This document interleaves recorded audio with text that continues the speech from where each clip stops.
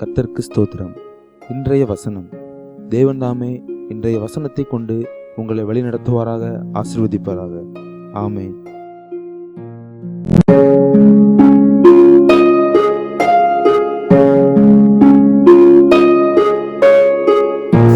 ஏற்ற காலத்திலே மழையை பெய்ய பண்ணுவேன், ஆசீர்வாதமான மழை பெய்யும். எசேக்கியேல் 34 அதிகாரம் 26 வசனம்.